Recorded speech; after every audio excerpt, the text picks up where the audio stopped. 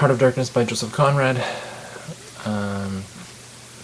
Section 1, Chapter 1. Heart of Darkness 1.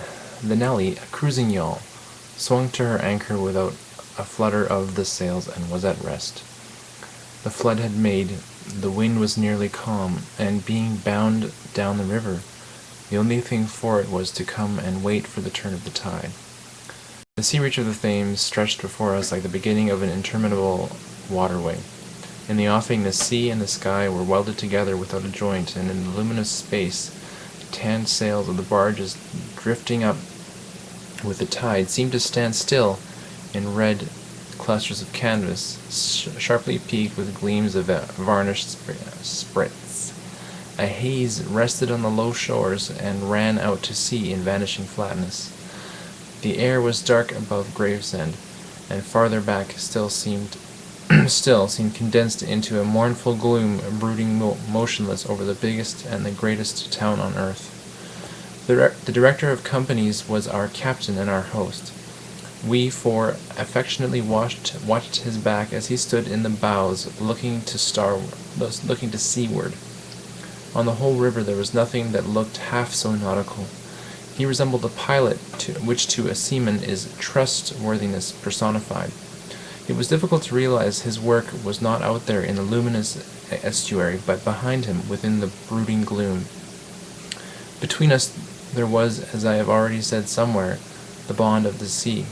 Besides holding our hearts together through long periods of separation, it had the effect of making us tolerant of each other's yarns and even convictions.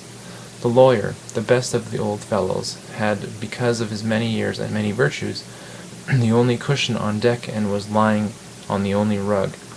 The accountant had brought out already a box of dominoes and was toying architecturally with the bones. Marlowe sat cross-legged right aft, leaning across the mizzenmast. He had sunken cheeks, a yellow complexion, a straight back, and ascetic aspect, and with his arms dropped, the palms of hands outwards, resembled an idol. The director satisfied the anchor had good hold, made his way aft, and sat down amongst us. We exchanged a few words lazily.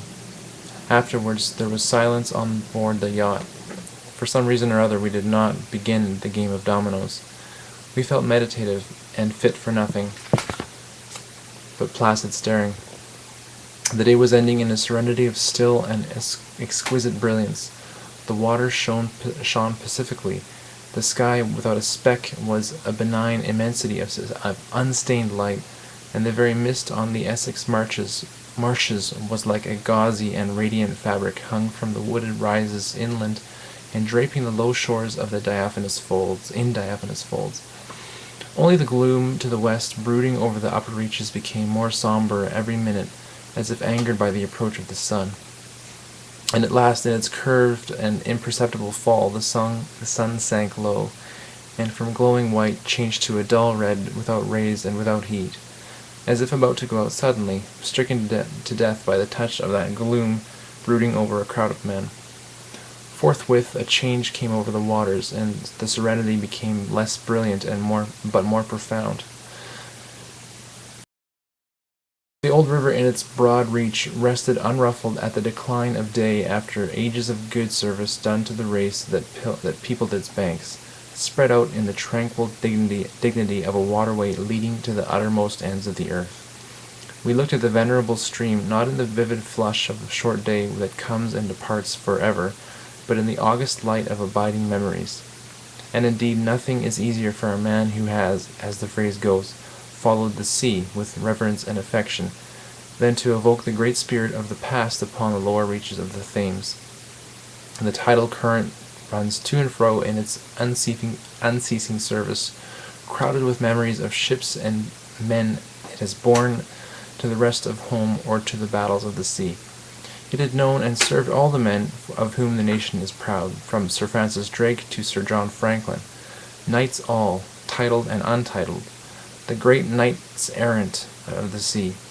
It had borne all the ships whose names are like jewels flashing in the night of time, from the Golden Hind returning with her round flanks full of treasure, to be visited by the Queen's Highness, and thus pass out of the gigantic tale to the Erebus and Terror, bound on other conquests that had never returned. It had known the ships and the men. They had sailed from Deptford, from Greenwich, and from Erith, the adventurers and the settlers, king's ships and the ships of men on change, captains, admirals, the dark interlopers of the Eastern trade, and the commissioned generals of the East India fleets. Hunters for gold or pursuers of fame, they had all gone out on that stream, bearing the sword and often the torch, messengers of the night within the might within the land, bearers of a spark from the sacred fire. What greatness had not floated on the ebb of that river, or into the mystery of an unknown earth? The dreams of men, the seed of commonwealths, the germs of empires.